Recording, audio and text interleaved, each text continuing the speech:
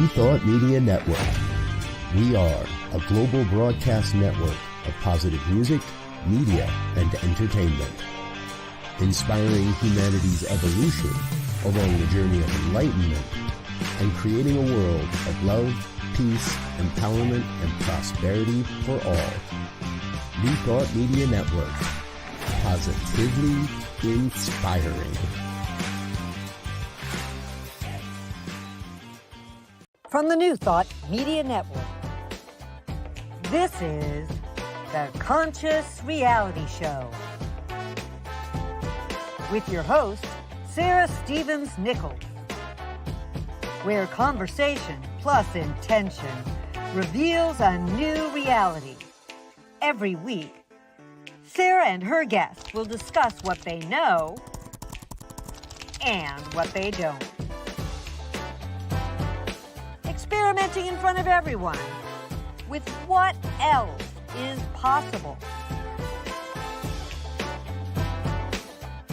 I'm Sunny Child, and here is your host, Sara Stevens Nichols. Well, good morning, or as Eeyore would say, good morning, if it is a good morning, which I doubt. So if there's any of you that are actually feeling like it's not a good morning out there, I know that there's a lot of people I know who are feeling like it's not a good morning out there the day after the U.S. presidential election and national election, where we woke up this morning to the news that former President Donald Trump has been elected. Do we say reelected? I don't think so, because he wasn't president just now. In a very solid across the country victory. And the U.S. Senate has switched over from Democratic control to Senate to Republican control, and the House is still in question. And then lots of other things happening across the country in terms of elections, which we'll leave for another time or another day. But it so happens that you are in the hands of me, a longtime political policy advocate, activist, and now spiritual leader, minister. And I am in the hands of one of the smartest people I know, who is not an expert in politics, but just happens to be here on this day and pays attention to stuff and is probably not happy at all, Michael Macrone. So I'm going to bring on Michael to talk about this, and about, hopefully very soon, to talk about what he's working on now that can distract us from this. But first, welcome, Michael. Thank you so Sarah. much. You're Michael welcome. is an author of, is it 10 plus books? 9. Nine On the books. 10th. Working on the 10th book. A music producer, a cultural expert, and a good friend of mine. So I'm so thrilled that he took the time to be in here when many people are just using the time to lie in a fetal position moaning right now. Well, I'm glad you had me on. I'm not sure how I would have made it through the morning otherwise. This gives me some hope. Yes, I mean, the sun came up today, right? Right. Daylight saving time is over. Could be worse. It could be worse. That could be our mantra. So I'll just tell you, Michael, how I'm feeling about the election. Not so much feeling, but thinking. There could be both. I think right now I'm cutting myself off from feeling in order to function, but which is something I've done my whole life. I'm very good at it. The sort of political analysis, and actually it is key to feeling, is I'm angry this morning. And I'm not just angry at all the people who voted for a candidate that appeared to me to not be committed to a world that works for everyone, shall we say, or to be more specific, many people, his top generals have called him a fascist. And it's clear that he and I do not align on almost any of our values or what we want in for the country. But I'm angry at the Democrats, and I'm angry because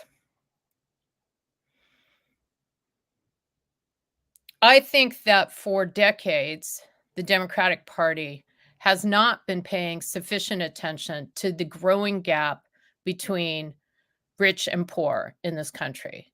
And the extent, and in fact, has been complicit in it by allowing uh, millionaires and billionaires to have their way with the Congress and with policies, and for the bulk of the policies in the country to benefit people with lots and lots of money. And I would say that recent, I think it was the day before the election, Bernie Sanders sent out his analysis, and I'm going to read some of that right now. His subject line was, "No matter what the outcome of this election." And he says, "No matter what the outcome of this election, the Democratic Party needs fundamental and immediate reform. It can no longer continue to ignore the major economic and political crises facing the working families of our country. Yes, we must address the reality that the United States is rapidly moving to an oligarchic form of society. Never before in our history have so few had so much wealth and power. We must address the reality that we have an economy in which the wealthiest people have never had it so good, while 60% of our people live paycheck to paycheck. Millions work for starvation wages, while the minimum wage remains at $7.25 an hour. We must address the reality that our political system is totally corrupt. It's not just Trump who is undermining our democracy. As a result of the disgraceful Citizens United Supreme Court decision, a handful of the very richest people in America are spending billions to buy the presidential and state elections. We must address the reality that our healthcare system is totally broken and that we remain the only wealthy nation on earth not to guarantee healthcare to all as a human right, despite spending twice as much per capita on healthcare as any other country. 85 million are uninsured or underinsured, and our life expectancy is significantly lower than most other countries, despite our wealth, I'm going to add. We must address the reality that not only is climate change real, it is an existential threat to our country and the world. This is a crisis that cannot be solved unilaterally. If we do not achieve an unprecedented level of international cooperation, the planet will be leaving our children, and future generations will be increasingly unhealthy and uninhabitable. We must address the reality that while we now spend $1 trillion a year on the military, our foreign policy for decades has been counterproductive to peace, democracy, and economic development. No, we cannot continue to fund the right-wing extremist Netanyahu government, which is starving children in Gaza." What do you think about all that? Well, I take his points, but I'm not sure how that equates to a Trump victory. Oh, I think it does. Well, look, if anybody in his right mind thinks Trump is going to make any of these situations better, they're crazy. Correct. They're upset with the Democrats. I understand that. I understand everything Bernie says, and I don't disagree, but the Democrats were pushing most of those points throughout the campaign, and it didn't make any difference. All the people who vote, Trump is going to come in overnight. He's going to reduce the price of groceries overnight. He's going to get rid of all the crazy rapists who've been coming into our country and terrorizing our suburbs. It's all going to happen overnight. And they believe, I don't want to dwell on this, but I think that people get into a state where, they're not voting on any rational basis whatsoever. We've gotten to a point where anything is better than what we've got now is the sort of mindset. And the fact that people elected a chaos agent who's going to bring us, every morning we're going to wake up to the most unheard of things for another 4 years. And that's what people wanted, I think. I think people want chaos. They are so upset with the system. And look, the electorate was convinced by the Republican platform and delivery that the economy is a shambles and that we're in a recession and that inflation is still out of control. And none of that is true. But there are a lot of people who are living a reality that looks like that, right? And it doesn't come down to policy anymore. Trump had no policies except, deport the immigrants and, throw Ukraine over the side of the boat and, whatever else he's got in mind. So, I don't have any analysis of it. This is what it comes down to. I've almost never been as wrong as I was yesterday when I was confident that Harris is going to win this, because I was paying attention. I'm as guilty as anybody, really, of confirmation bias. And I would scan headlines, and every time I saw one that was like shocking new poll that the Democrats should worry about, I would say, oh, there's an agenda behind that, right? So I'm as guilty as anyone, and it takes me to one of the things I think we're going to talk about today, which is the difficulty of understanding other minds and other people's motivations and behavior. And that, this is something that we've struggled with for thousands of years. I mean, there's been philosophies about it for thousands of years. But I just finished a chapter in my new book on the mind, which is mostly about consciousness, what consciousness is, which I think we should talk about. But also the fact that I really have no idea. I feel like I'm very cut off from how other people think, that it's very difficult for me to imagine what goes on inside other people's minds. We call that a theory of mind, which is a developmental process in the early years, where children learn that other people have different thoughts, different beliefs, different desires. They think differently from us, and that they may be wrong. And this takes time for a child to learn. But success in life, I think, success in social success, for sure, depends on our having some sense of what goes on inside other people's minds. And I feel like today I have less of an idea than I ever had.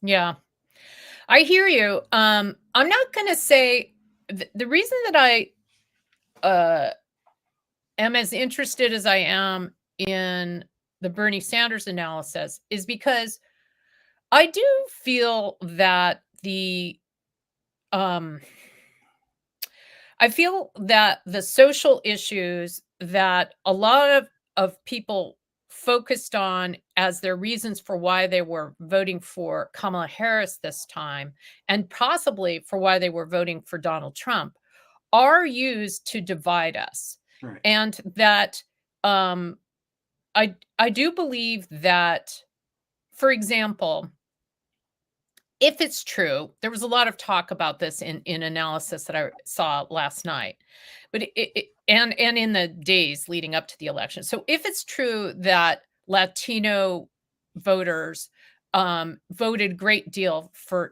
Donald Trump, it's hard to imagine that they did it because they want to deport millions of people. But who knows? I do not know.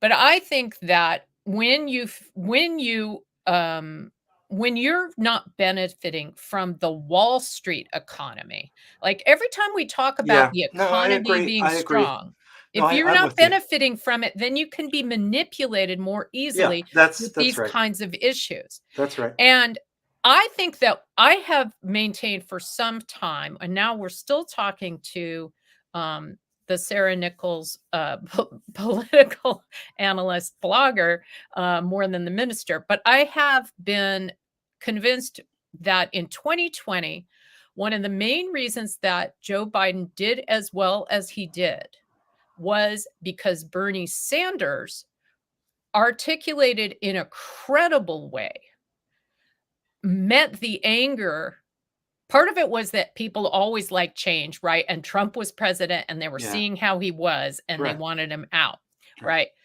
Well, soon we forget, huh? Yeah, but part of it was that Bernie Sanders was the leading candidate in the presidential primary, and we forget that. And why was he the leading candidate? Because he was tapping into that anger, that discontent.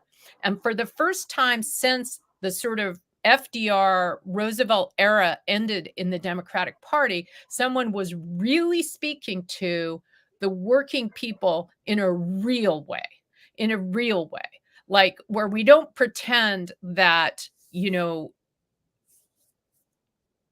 that the policies that have been advanced by Democratic administrations in the past few decades have really improved the average person's lives, because most of them haven't. Right. The Biden administration has actually been fantastic in many ways, but it hasn't translated yet to being a real difference in people's lives. Right. And he's been great for Wall Street, and Wall Street is clear on that. Right. So and then I want to get into your mind, and I want to talk about that because that's very interesting to me. But let's just say that I went to bed last night seeing the trend, but I went to bed pretty early because I somehow haven't really adjusted to the time change that day yet.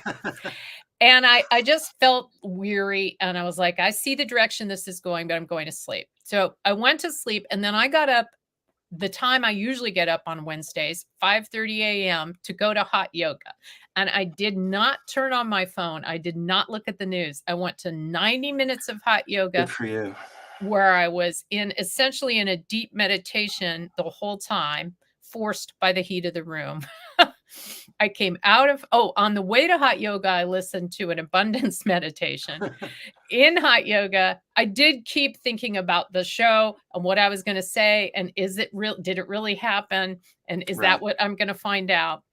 And then I came out, and then I listened to another 2-minute meditation from one of our colleagues, the 100 Days of Election Intention, which I'm about 4 days behind on. And I was glad of that because I'm like listening to that.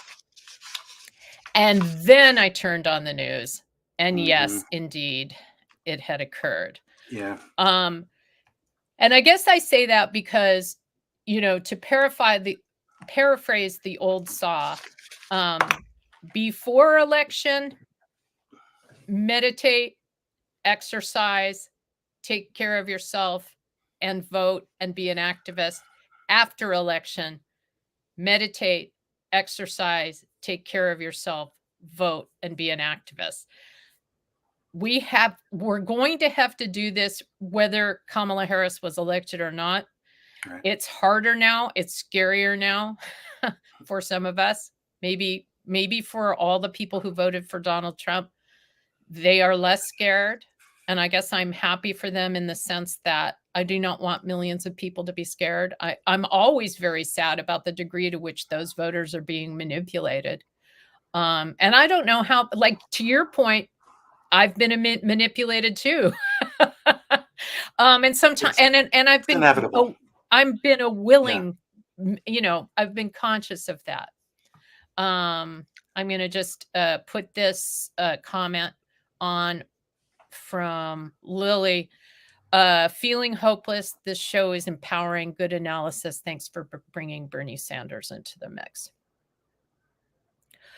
I do think that the Democratic Party cannot be just the party of the elites and the institutions. I think that, like, everyone, right? Every elite, even freaking Dick Cheney was part of the Harris. And I don't know what that says to anyone, but it says that some people are still capable of recognizing facts. Yeah, almost, or what's best for their daughter's future.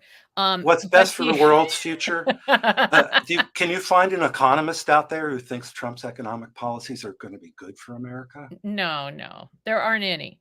No, none of what Donald Trump is advancing or doing will actually literally address the Right. concerns of That's that right. group. Just to be clear, It's all I rhetorical. It's all absolutely about 100% agree with you. as long as he's rhetorically punishing their enemies, they're happy. Yeah. You know, And are they going to wake up in 4 years and say, "Oh, the price of bread didn't go down"? You know, I don't know. right. I don't know either. And I know what I do know is that I do think part of it, when you said people are voting for chaos and want chaos, I think that's right. I think it's both. I don't like the way things are, and so change is Right. good. Right. And it's also voting for who you want to see on television. Yeah. And I think That's right. I think there is a way in consciousness, and this is a very complex idea that people have really not liked when I've said in the past, but I will. But I do I'm think there's a stealing way. myself. Okay. I do All right. think there's a way in consciousness that all of us are voting in consciousness for chaos and for Donald Trump, because the more outraged we are, the more excited we are every time he says something, the more we make fun of it, the more we laugh, the more we watch shows that mock him. All of that is entertainment to us. It stimulates our whole system. We Right. enjoy having Exactly. our heart race. We Exactly. enjoy all the drama. The drama is very exciting. It's a very exciting show that we're streaming live every hour. And we've now Right. chosen this very exciting show for the next 4 years. I agree with you 100%. Yeah. I think you're right. Thank you. You're welcome. Most people just get really do not want to take responsibility for the fact that we're all thrilled and excited and delighted on a physical, emotional level by the this. adrenal level we get. Yeah. It definitely. This is another thing I'm going to want to talk about. Okay, let's talk about it. All right. Let's get into it. Wait, Okay. first of all, I want to I just want to acquaint people a little bit more with who our author is. So, who our guest is. So, Michael Macrone is the author of 9 books. I happen to have 3 of them here. Yes, there is his slide. Author, web and logo designer, advertising and marketing developer, big idea wrangler, astute and charming creative, musician, and music promoter. And my publicist did a good job there. Yes. I own 3 of your books. I have That's the one. This one, Brush Up Your Shakespeare. I don't know if it doesn't look like you autographed it for us. I should hold it up to the screen. Hold it up to the screen and I'll. Oh yeah. Right. Brush Up Your Poetry. Yes. And then Naughty Shakespeare. And then you have quite a few more. Yeah. I love that bad guy. Yeah. He voted for Trump. Totally. I noticed that Naughty Shakespeare, I had decided years ago that it was just about like sex and nudity, but it's also the racism and anti-Semitic and xenophobia that is in Shakespeare. So it's naughty in a Trumpy way. Yeah. So now you are working with one of Francis Ford Coppola's sons. Yes, what's his name? Surviving son, Roman. Roman Coppola, yeah. On a book about culture. Yes. So tell us about that, and tell us about, ask me about culture and consciousness if you want. Okay. Well, my mind's always on what I've just written. Yeah. But the idea of the book is, I mean, it's kind of a throwback to my earlier books. All my earlier books were published in the 1990s. And they were aimed at an audience that was curious, educated, but felt that there were maybe gaps in their education, or just wanted to know more about the sort of remnants of classical culture or the Renaissance in today's world and where they come from.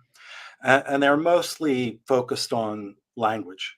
So idioms that we use every day, like "there's the rub," which is from Shakespeare.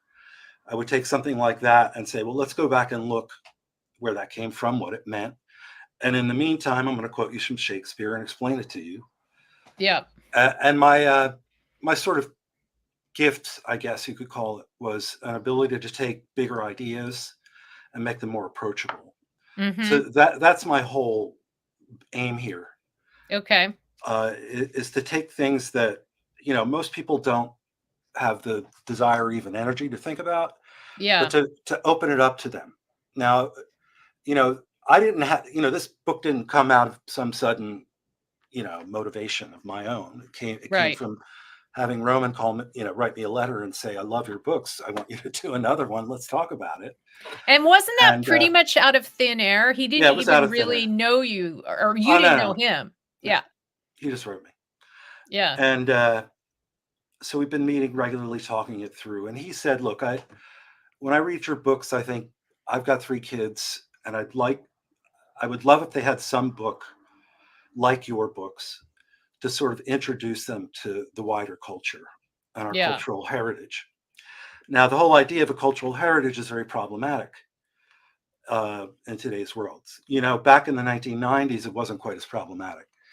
And there was still this idea out there that we all wanted to be culturally literate. You know, that there was an advantage to knowing, you know, what happens in the Merchant of Venice, or, you know, what happened in the English Civil War, or what have you. Right. Today, there's not as much of a consensus on what people need to know in order to have a cultural conversation. Because culture is, you know, you can look at culture in a number of different ways. You think of it as a number of different senses. So in a lab, a culture is a medium in which something grows. Right. And that, in one sense, is what culture does for us. It's our medium in which we develop our ideas, our beliefs, and our motivations, and our creativity, and everything that's presented to us. So I just thought, what if I could, you know, I'm not going to write a book about Shakespeare. I'm not going to write a book about the great English poets, you know, whatever.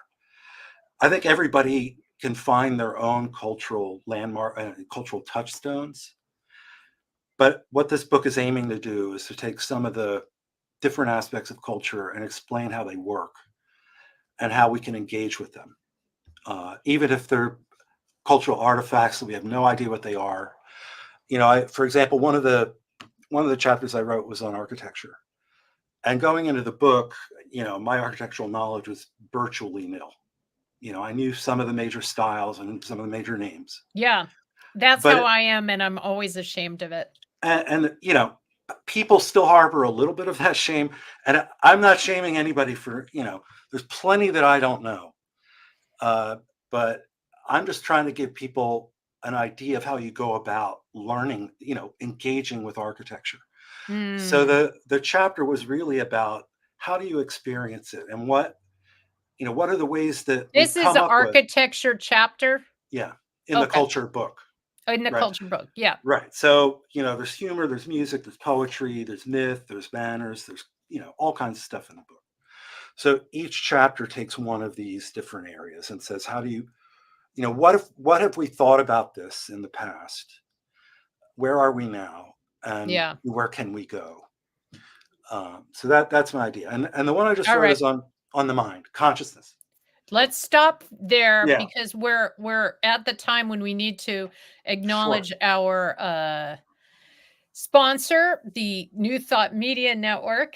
And so we'll go to a break and thank them. New Thought Media. Yay. Yay. You know, I've been thinking, this volunteer dinner deserves a standout video, something with real impact. But hiring a big production team for just one video? The cost would be huge. New Thought Media Network presents a 20-day peace vigil.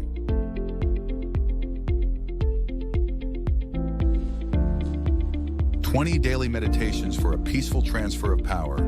Watch live or anytime on our YouTube channel. Join us every day, January 1st through 20th. Watch live at 6 a.m. Mountain Time or anytime on our YouTube channel. Sign up at www.peacevigil.gr8.com.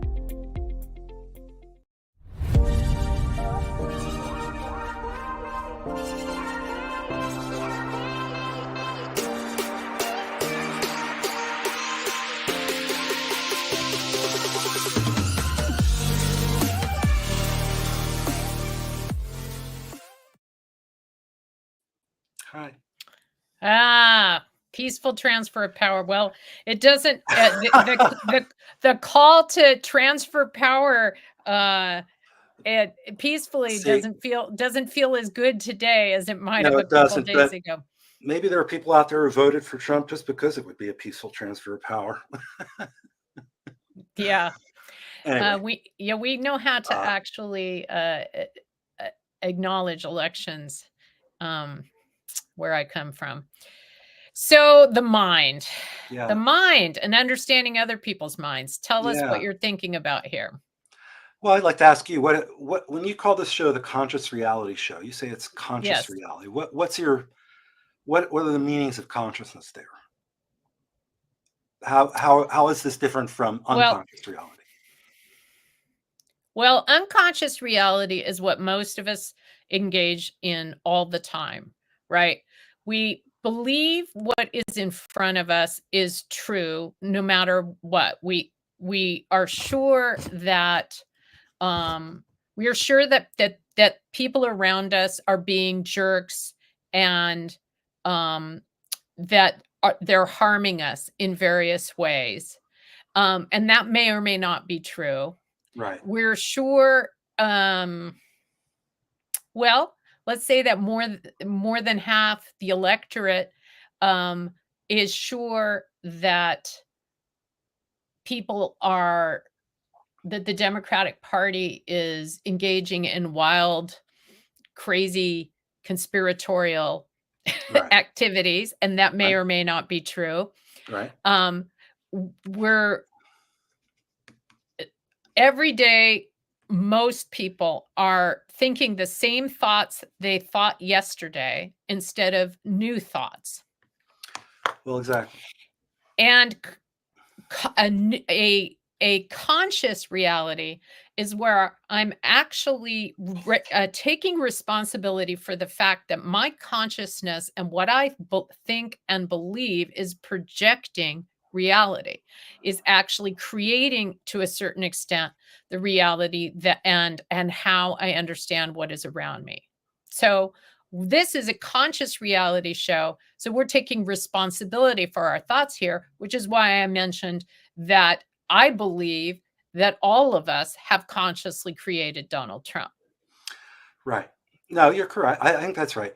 I mean, I think that I've been approaching consciousness as a sort of ontological problem. Like, what is it?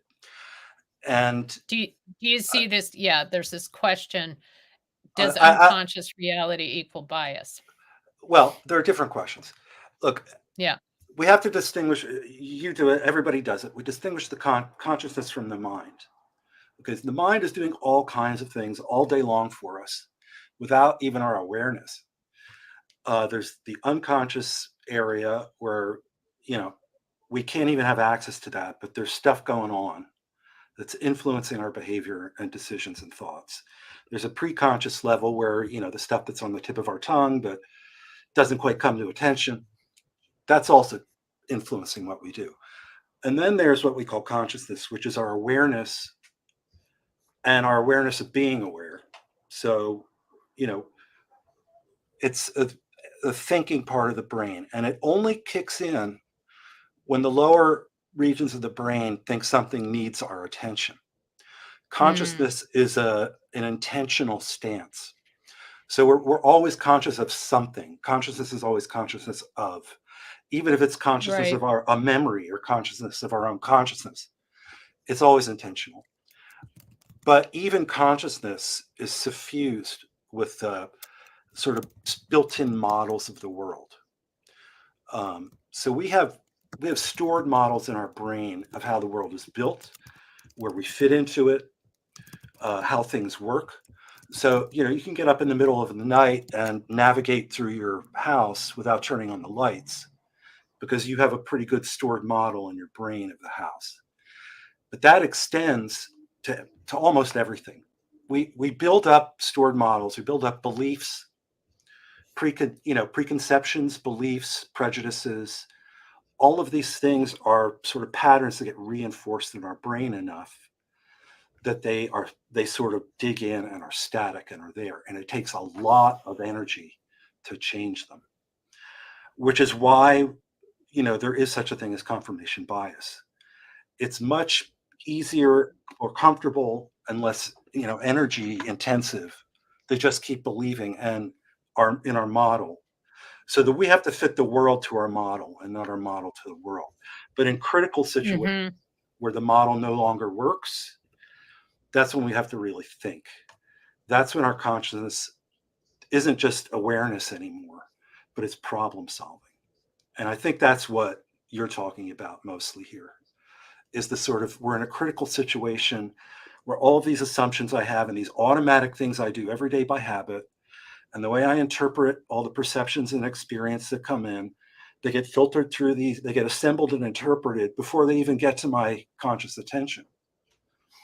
So it takes a lot of, I think that, I'm not going to say that some people are better at changing their minds than others, but I think more people are willing to engage in the work Yeah. and the difficulty of Yeah. changing the preconceptions.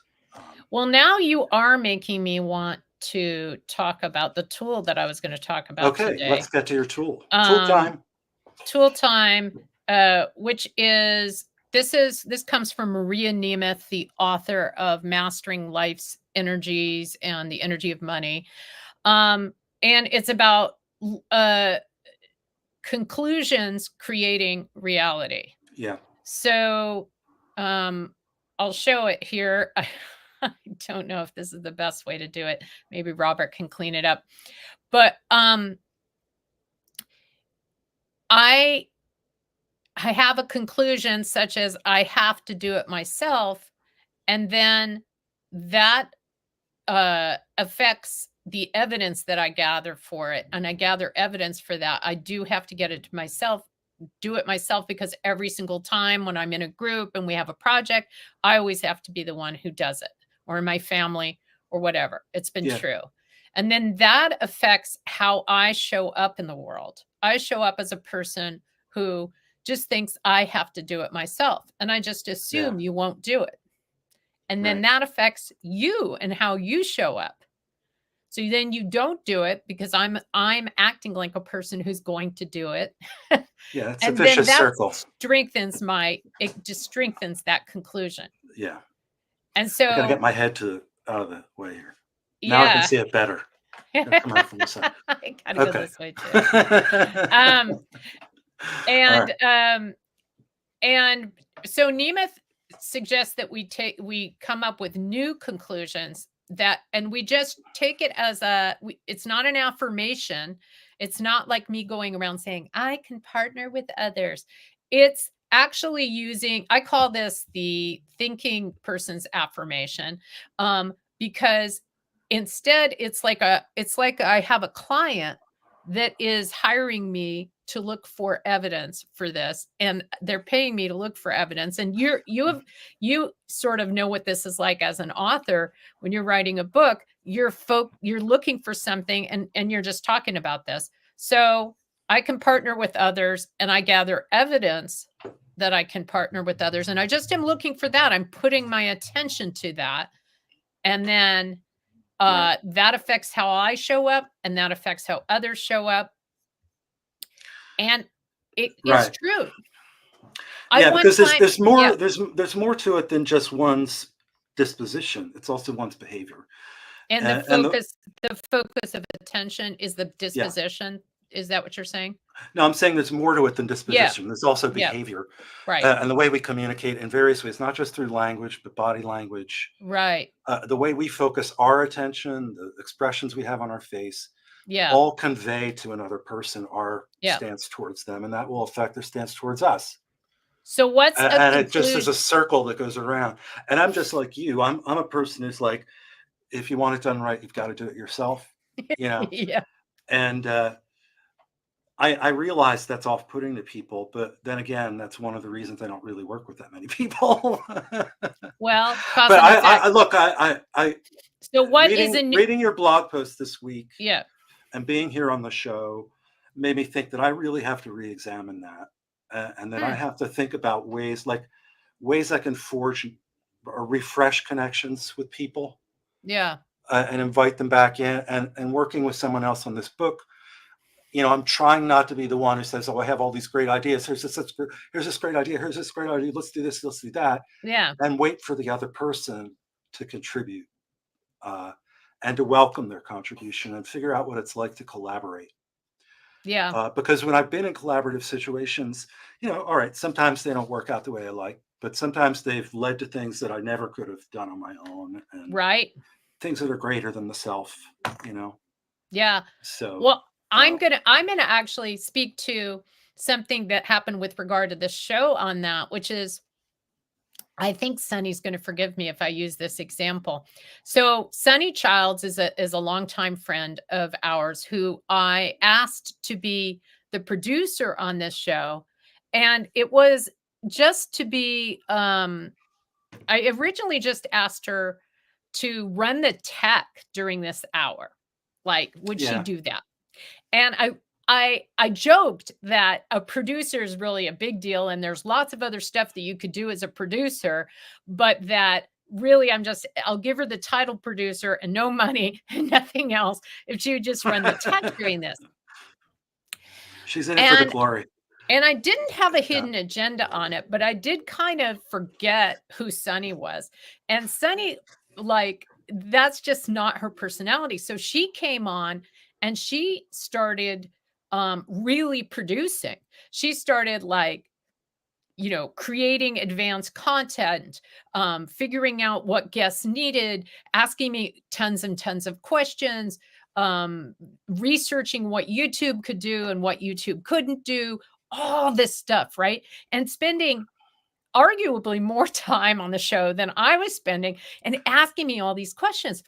And I noticed when that was happening, I was like, on the one hand, I was like, oh, wow, this is so amazing to have all this support and all this love and all this, like, on this project that I started. And here she is with such tremendous value added. Sunny is a retired, not even very retired, life-changing high school teacher who, and librarian. So she knows how to use all sorts of tech and how to research anything and, like that.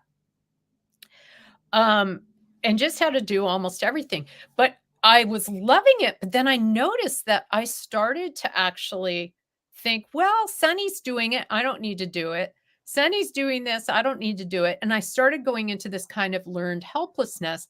And I suddenly saw myself in the mirror. And I saw how I have been on so many projects where, like, I'm the oldest of three. And with my two younger brothers, I just, I'm the big sister. I just tend to take control of everything and start planning everything. And and they either kind of check out or they go, forget it, Right. or whatever. Right. Exactly. Because Sarah's doing it. So why should, that's how it is in a lot of communities I'm in. And to a certain extent in every part of my family system. You have to learn how to be more irresponsible. Right. Or casually irresponsible. Yeah. You got to keep these people on their toes, Sarah. Yeah. But what I saw was that I really wasn't allowing myself to be supported by other people. I wasn't allowing myself to be collaborative. So I'm actually just wondering, it doesn't have to be this, but is there anything in your life where you're gathering evidence for a conclusion that's not serving you, that you're willing to play with this for me? And then we could report back how it goes. Well, I can think, like I say, obviously, or just say something in your life, if something in your life that's not going well, and I'll help you come up with it. Well, I'm definitely having trouble coping with this election result. And okay. Look, I learned the news about 3 hours ago. Yeah. Everything I've been focused on since has just been, I'm terrible at meditation. I'm also terrible at taking care of myself. So a lot of your sort of recommendations aren't ones I follow, or they haven't been proved to work. So, I'm like, I feel like I'm in a wilderness now. I know that there are a lot of like-minded people out there. There's a community of people like me, that the world hasn't ended. But but I don't feel like I know what to do. I feel like Okay. I'm helpless now. Like, one of my main feelings when all this was going down last night was I'm checking out.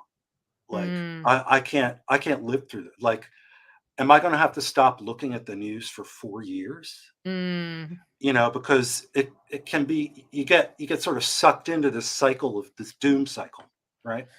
When you yeah. when you when you approach the news with a certain Right. attitude, Right. like maybe I go into it looking to be shocked or looking Right. to be frightened, rather than thinking, what can we do about this? Okay, I like that. Let's work with that. So so it's not like you just met Donald Trump, right? I mean, Right. oh, what is this guy like? Let's find out. You've gathered mountains of evidence for the conclusion that Donald Trump is chaos and what else? Bad news for the world. Right. Okay.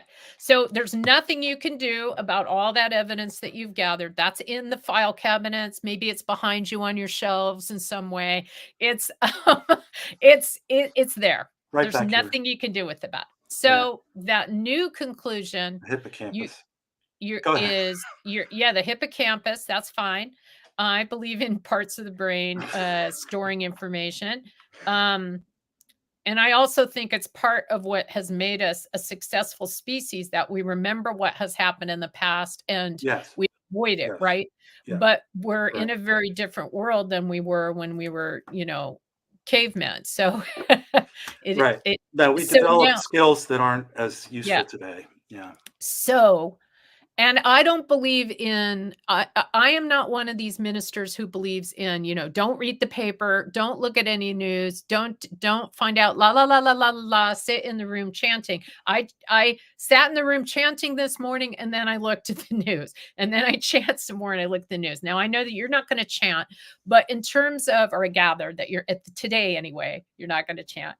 Well, maybe I will. Maybe you'll convince me.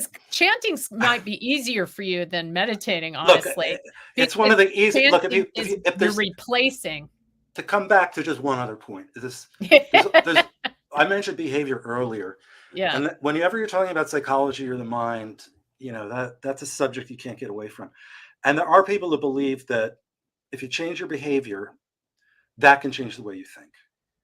And that, Yes. I mean, I think we should all admit that we're not 100% in conscious control of our behavior, and that Absolutely. a lot of it is completely unconscious and driven by, automatic processes in the What brain. happened before. Yeah. But there's an association between a feeling, a thought, a memory, and behavior, and that maybe changing behavior stimulates different thoughts.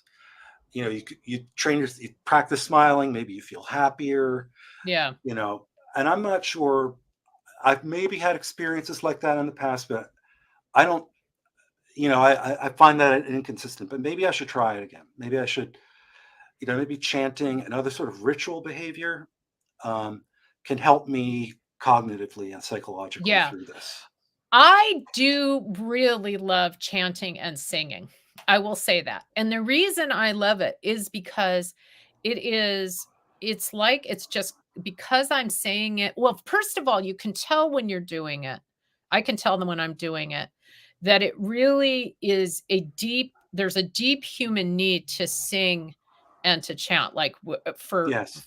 for millennia, that's the way we communicated information to each other Yeah. and it's the way that we were in community.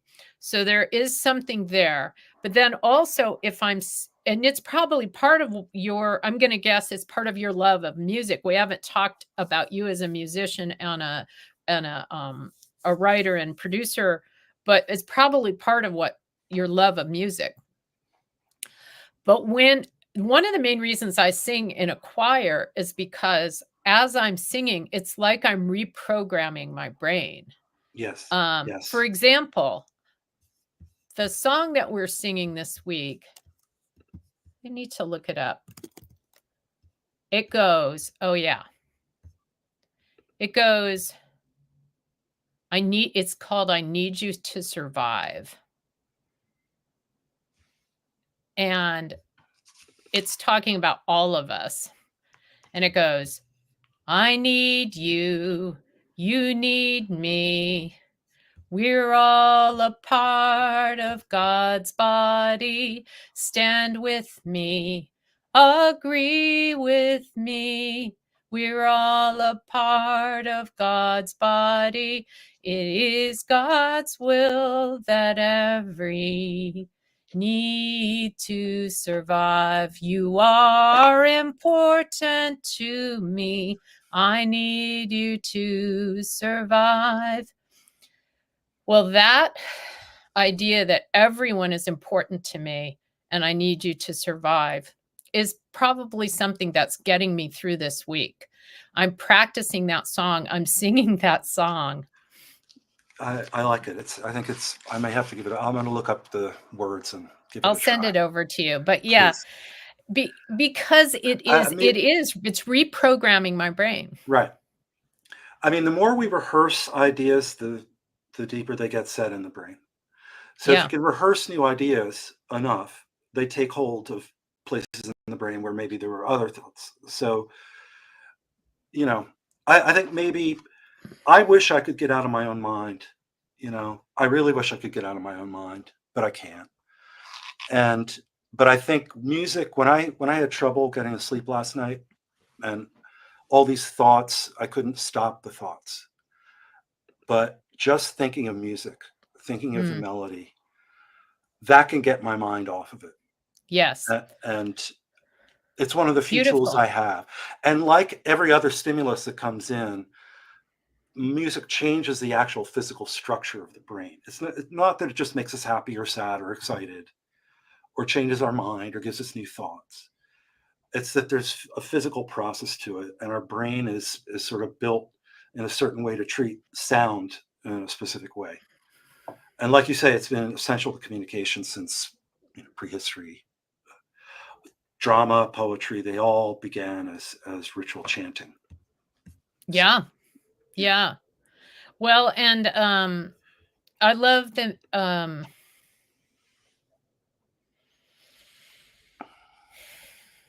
and there's lots of pop music. It doesn't have to be gospel or something, but there's lots of pop music that's like I love so much Jean-Baptiste, like Freedom, and a lot of the stuff that he's done that just completely lifts me up. Yeah. That's a great thing for you, Michael, is building on what really works for you, but stretching it further, right? And doing it maybe a little more consciously. That's what I need. Yeah. Yeah. I think I have grown lazy. Some of my muscles are as in good shape as they should be. So your mental muscles? Mental muscles, yeah. Well, all the rest are completely out of shape. So look at, so you're gathering evidence for several new conclusions there, but one of them could be, I can program my brain with connection and love through music. Yeah. And gathering with people to make music or witness music or join in, because an audience becomes part of the whole musical experience. I have to seek more of that out because, we all have to find the ways that can lead us to new connections. I don't want to sit here stewing in the thoughts that are just rattling around there and let them fight each other for the next 4 years, Yeah. I did feel a little hopeful at the beginning when you were reading what Bernie said, because, there are still people in the party and the country that are, concerned with actually addressing that problem. Right. And they may be tomorrow's leaders. They really may. Hope. We can only hope. I think that's right. Yeah. I think that's right. Alexandria Ocasio-Cortez and lots of other people coming up around the country that have, because Bernie is the one who's really been doing, Bernie and his coalition are really the ones who've been doing the work that the Republican Party did for decades of actually getting at the local level and at the state level, the folks that are change agents. Yes, that's right. They were very good at that. Yeah. And so then that's another conclusion that we could all gather evidence for is chaos paves the way for change. I see positive change coming. And look for the evidence of that change. Not look for the evidence that Donald Trump is doing what he said he would do. Right. Let's hope he, like usual, is really incompetent at actually pulling off his intentions. Well, his administration is certainly going to be a lot less competent than the first one, for better or for worse. Let's hope. I mean, for better or worse. I mean, we don't want. He could put in. He has certainly threatened with Project 2025 to put in people who have a real clear agenda of what they want to do. We don't want that. Yeah. I mean, is Elon Musk going to be our economic czar for 4 years? Let's not go there. Okay.